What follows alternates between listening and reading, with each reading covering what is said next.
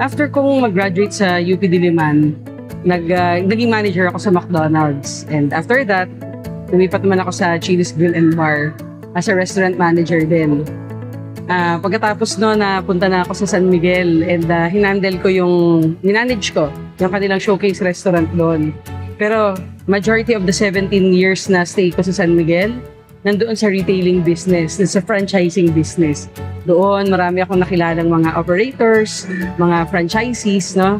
Mga businessmen na gusto na talagang magsimula ng kanilang business at i-operate yon ng pangmatagalan. So, ang mga naaalala ko doon, yung last stop ko kasi nung nasa San Miguel ako is yung mga nakasalumuha ko mga dealers sa Petron.